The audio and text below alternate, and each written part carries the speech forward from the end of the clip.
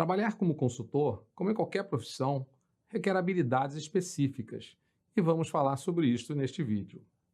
Mas antes de entrarmos no assunto, existem algumas perguntas que sempre nos fazemos quando falamos do trabalho de consultoria. As duas mais importantes são as seguintes: será que qualquer profissional da área de recursos humanos que desejar pode e deve atuar como consultor? E a segunda pergunta muito comum: que tipo de bagagem ou perfil este profissional necessita para exercer esse papel de forma a atender o que se espera dele? Vamos descobrir?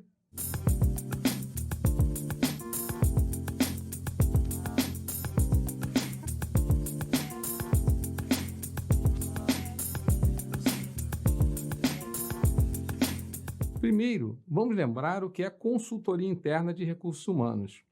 Consultoria interna de recursos humanos é como as empresas estão chamando os profissionais que já atuavam na área de recursos humanos e que agora estão sendo envolvidos cada vez mais com as outras áreas de negócio das empresas, ajudando os gestores a atingir seus objetivos organizacionais, suas metas quantitativas e qualitativas, através de soluções inovadoras ou melhores práticas de mercado.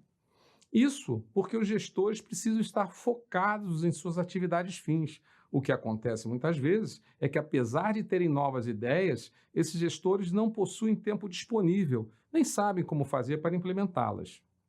Claro que toda a área de RH não irá se dedicar a fazer consultoria. Só uma parte dela será dedicada a isso, já que existem as atividades próprias da área que precisam continuar funcionando. O foco da consultoria sempre será propor soluções voltadas a resolver questões que envolvam pessoas, trabalhando em conjunto com as demais áreas e com a aprovação da alta administração antes de colocar em prática. Sempre. Mas que experiência e perfil são necessários para essa função? Olha, para começar, é fundamental o pensamento sistêmico, ou seja, saber enxergar a empresa como uma integração de processos e pessoas que trabalham em conjunto, e não de forma isolada. Apesar de haver paredes físicas, a empresa é uma só. Derrubar essas barreiras é um trabalho difícil, mas muito compensador para todos.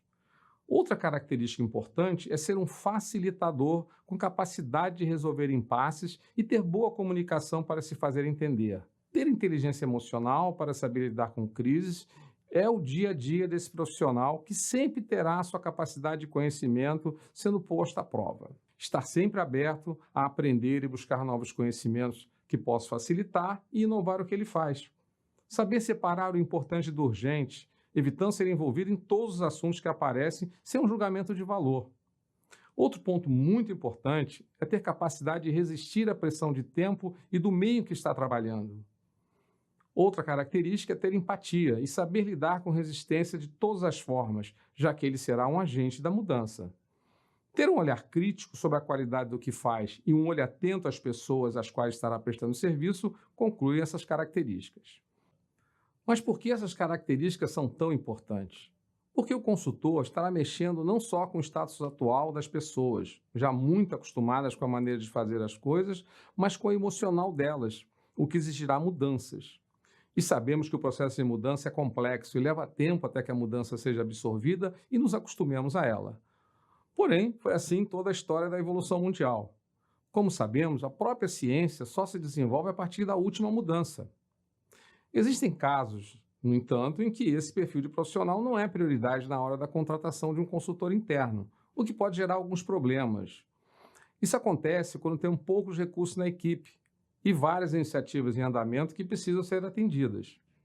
Claro que contratar alguém para a equipe com todas essas características que falei antes não é uma tarefa fácil, já que algumas delas apenas serão adquiridas com o tempo, com a experiência que o profissional adquire ao ter passado mais de uma vez pela mesma situação. Outro problema é a falta de credibilidade que esse novo colaborador pode encontrar por ainda não ter adquirido conhecimento suficiente do ambiente organizacional em que atua.